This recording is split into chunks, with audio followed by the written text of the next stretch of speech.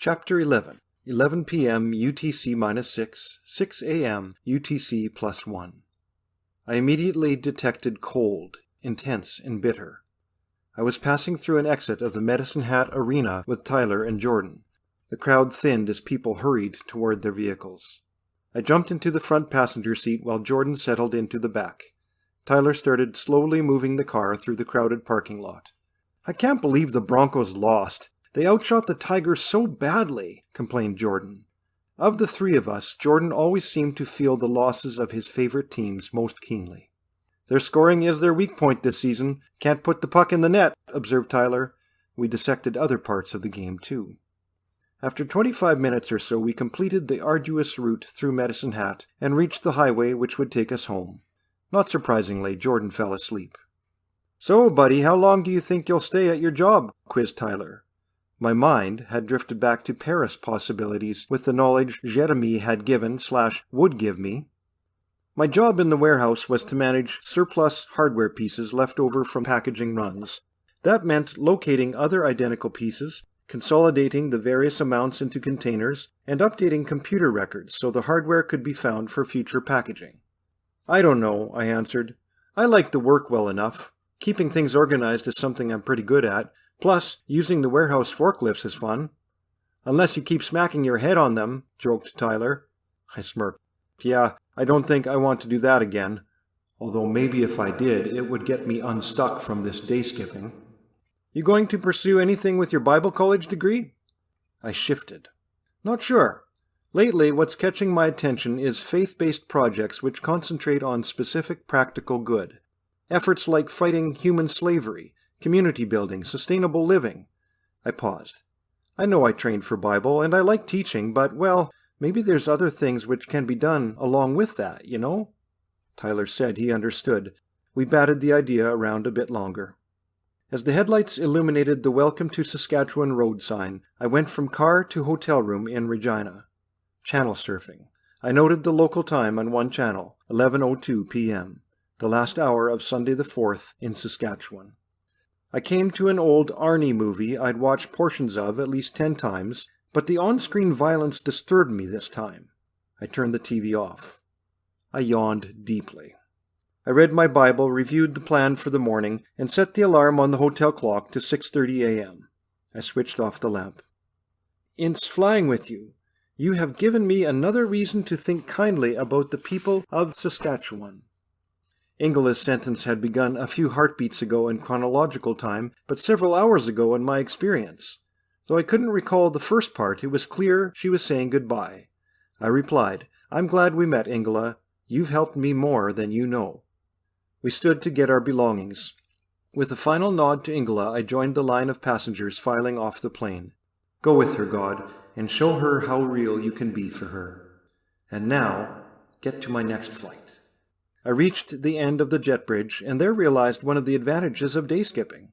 I didn't have to worry about my checked luggage getting lost in the transfer between planes because I already had it with me in the chronological future. Joy in little things helps the journey. I walked quickly through Area B of the busy Frankfurt airport and found the underground transfer tunnel to Area A. A few more minutes and I reached Gate A19. The check-in for Lufthansa Flight 1026 to Paris's Charles de Gaulle Airport. The call for boarding came at 6:45 a.m.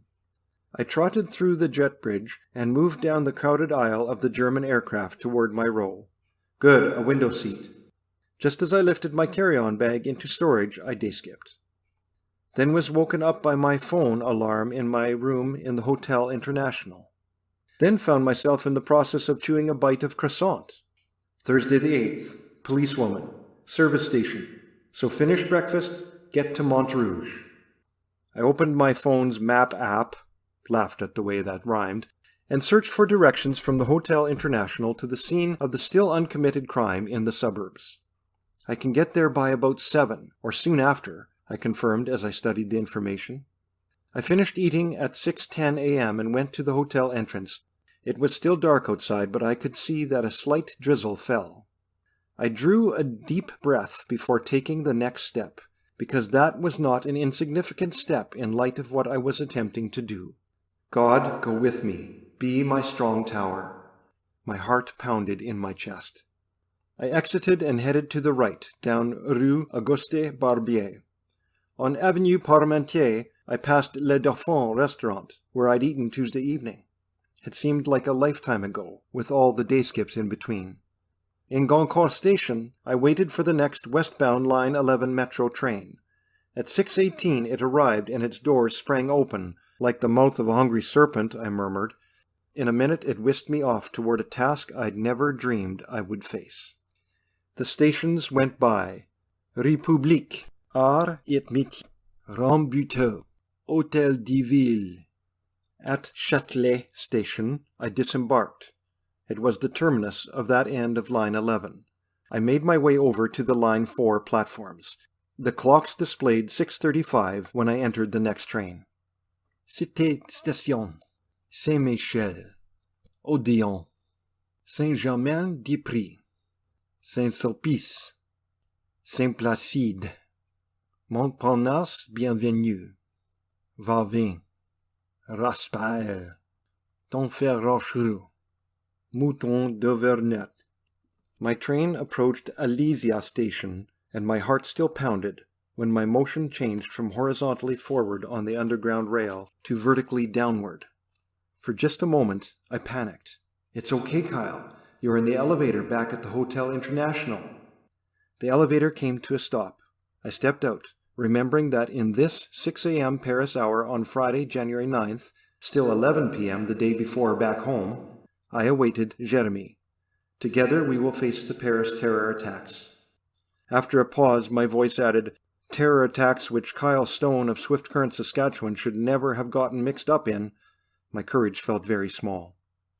A glance outside the main doors showed Jeremy hadn't arrived, so I hurriedly went to the breakfast bar, hungry, even though I just finished breakfast the last hour I experienced yesterday. My body operates on chronological time, but my mind, my inner being, operates on this day skipping. How is that possible?